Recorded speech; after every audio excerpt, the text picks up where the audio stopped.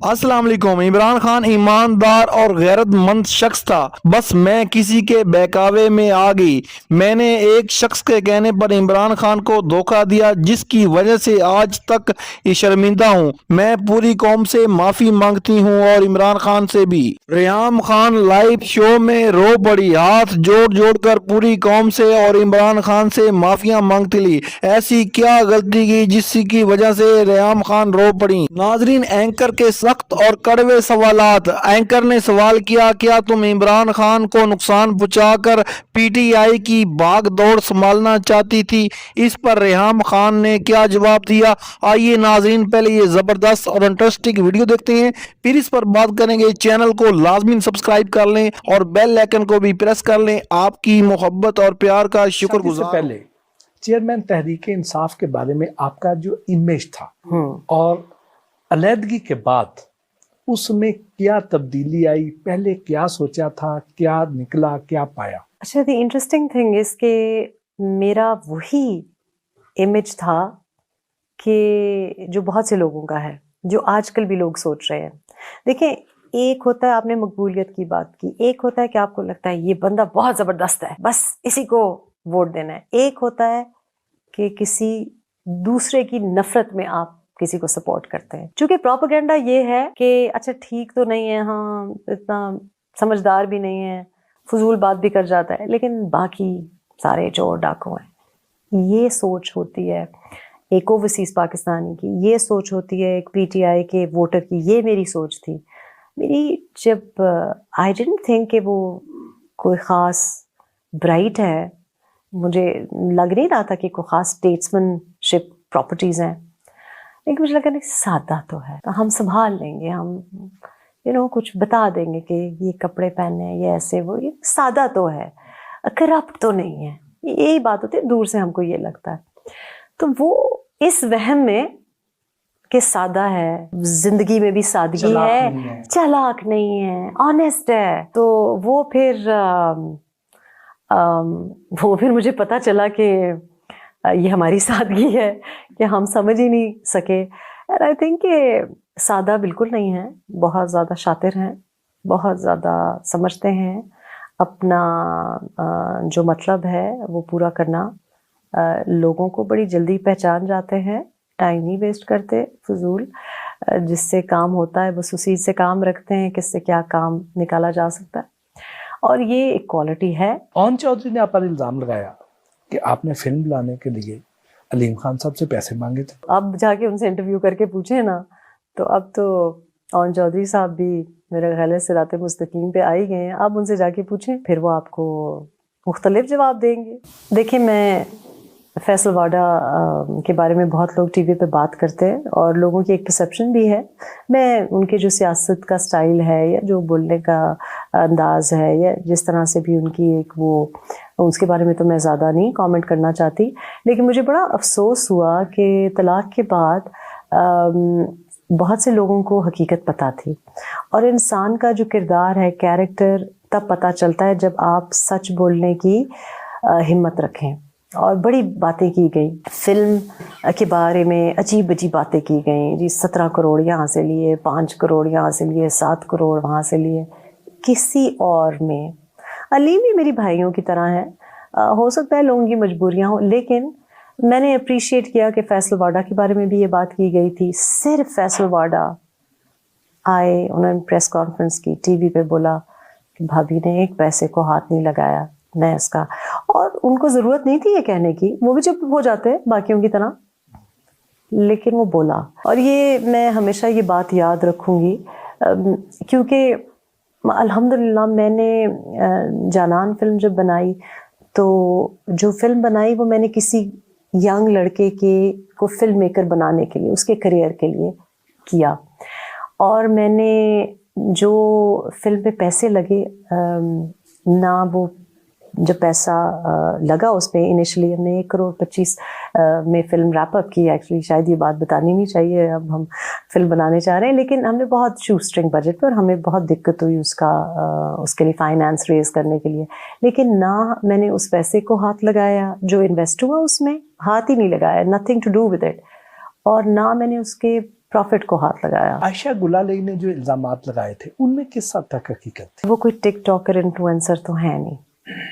हो सकता है कि वो जो बात कर रही हैं शायद गलत शोज पे चली गई, गलत लोगों को उन्होंने ट्रस्ट कर लिया। I really don't know anything about it, लेकिन अगर उनके पास कुछ है रिकॉर्ड वगैरह, यकीनन उन्होंने कुछ दिखाया होगा, तो ये सवाल उनसे मेरा ख्याल है पूछना चाहिए। आप लंदन आती जाती रहती हैं, जमाइमा गोल्डस्मिथ से भी मुलाकात होती है? मेरी कभी जी मुलाकात नहीं हुई, ना मैंने कोशिश की मुलाकात की, कोई ना कभी राब्ता किया। साबिक वजीर आजम के बेटों से आपकी को मुलाकातें हुई? मेरी बनी गाला तो वो आते रहते थे, मुलाकातें होती नहीं। शादी से पहले भी हुई, शादी के बाद भी हुई मुलाकातें, बच्चों से हुई। टेरियन से भी कभी मुलाकात हुई? वो आपको पता है पाकिस्तान आने के लिए आप लोगों ने रास्ते ही हमवार नहीं किए उसके लिए। उसके बारे में कभी आपकी साबिक वज़ीर आज़म से कोई बात? अब मैं इस बारे में इसलिए भी बात नहीं करना चाहती क्योंकि देखें, जिन बच्चों के बारे में हम बातें कर रहे हैं या कोई भी बच्चे हों, आई थिंक कि उनके साथ। नाज़रीन, आपसे मेरा एक सवाल है, किसी भी खातून को अलहदगी के बाद या डिवोर्स के बाद अपने खामद, साबका खामद के बारे में यानी कि किताब लिखनी चाहिए जो उसको इलेक्शन में नुकसान पहुँचाए? आप रियाना दार की गुफ्तगू से कितना मुतमिन हैं? क्या ये बात ठीक कर रही हैं या एक बुग़्ज़ में ये डूबी हुई औरत हैं? आप अपनी राय का इज़हार ज़रूर करें क्योंकि आपकी राय हमारे लिए बहुत अहम होती है। चेयरमैन तहरीक इंसाफ जेल में जाएंगे तो एक रात भी नहीं निकाल सकेंगे? उनके बड़े ज़बरदस्त मतलब 5 स्टार ट्रीटमेंट दिया जा रहा है। मैंने तो नहीं देखा कि उनके घर में उनको इतनी लग्जरीज नसीब हों, लेकिन आप किसी से भी पूछ लें तो लेकिन चलिए कोई बात नहीं। मैं तो कहती हूँ कि इस बात पे तो हमको बिल्कुल एतराज़ नहीं होना चाहिए, ये तो शायद उनके लिए अच्छा ही है। अगर वो किसी के बहकावे में आए हैं, अगर उनके एडवाइजर्स ने उनको गलत मशवरे दिए हैं या उनका घर पे किसी ने ख्याल नहीं रखा, तो अगर उनका ख्याल रखा जा रहा है अच्छी तरह से और इतनी ही आओ भगत की जा रही है, तो एक सादा इंसान के लिए तो ये बहुत ज़्यादा लग्जरी है। जो इंसान सादगी से ज़िंदगी गुजार रहा था उसके लिए तो ये काफ़ी कुछ है, तो उनको तो अच्छा मतलब क्या चाहिए। आपने अपनी किताब में अपनी अज़दवाजी ज़िंदगी के बारे में बहुत से इंकशाफात किए, लेकिन दूसरी जानिब से कोई जवाब नहीं आया। देखिए जी, अगर मैं बहुत बड़ी सियासी जमात की लीडर होती और मैं ऐसी सियासी जमात की लीडर होती जहाँ तमाम एंकर्स, क्रिकेटर्स, एक्टर्स, सिंगर्स और सोशल मीडिया, मतलब मेरी ये पावर होती, तो मुझे क्या ज़रूरत थी कि मैं टीवी पे बैठ के 9 साल बाद भी खुद जवाब दे रही होती। मैं भी किसी को फ़ोन करती और कहती इसको टीवी पे नहीं आने देना, इसका शो बंद कर देना, इसको ये सवाल करना। तो मेरे पास जी खुद ना वो सोशल मीडिया टीम्स थी, ना उस किस्म का सपोर्ट सिस्टम था, ना कोई सियासी पार्टी थी। तो इधर तो जो सियासी पार्टीज़ हैं, जो पीटीआई की मुखालिफ सियासी पार्टीज़ हैं, वो मुकाबला नहीं कर सकती, ऐसा प्रोपेगेंडा है। क्या शादीशुदा ज़िंदगी को पब्लिक करना मुनासिब है? क्योंकि मियाँ बीवी के दरमियान तो बहुत सी पर्सनल बातें होती हैं।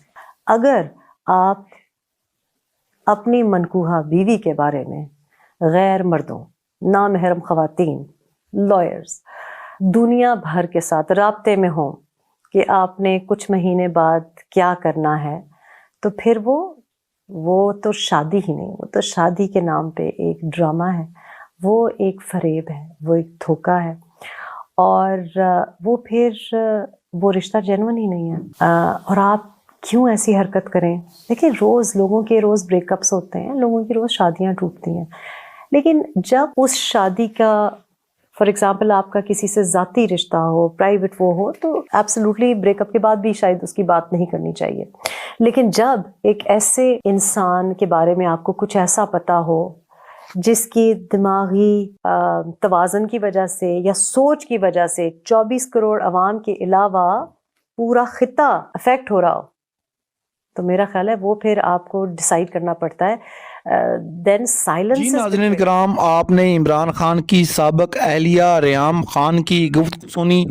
नाज़रीन, एक वक्त वो था कि जब ये जलसों में जाकर नारे लगाती थी, इमरान खान को ही अपना सब कुछ समझती थी, मगर जब इमरान खान और इनके दरमियान अलहदगी हुई तो तब इन्होंने इमरान खान के बारे में ऐसी ऐसी बातें की कि जो इमरान खान ने शादी से पहले फ़ैसला किया था, मेरे ख्याल में वो दुरुस्त फ़ैसला था। क्योंकि नाज़रीन, आपको पता है कि कोई भी अलहदगी होती है उसके पीछे कोई ना कोई वजह ज़रूर होती है। ज़ाहिर बात है कि इमरान खान के पास कोई ऐसे सबूत उनको मिले होंगे जिसकी वजह से उन्होंने रेहान खान को रेहाम खान को यानी कि अलहदगी करने पर मजबूर किया या उनको डिवोर्स दी। तो नाज़रीन, आपको पता है कि लोग ये कहते हैं कि रेहाम खान जो थी ये इमरान खान को नुकसान पहुंचाना चाहती थी, खुदा ना खास्ता, और ये पीटीआई की बागडोर खुद संभालना चाहती थी। क्योंकि इमरान खान ने इनको पहले कहा था कि आप सियासत में हिस्सा नहीं ले सकती, क्योंकि इमरान खान का कोई भी बयान या कोई भी रिश्तेदार सियासत में नहीं है और इमरान खान जो है ऐसी सियासत पर यकीन नहीं रखते।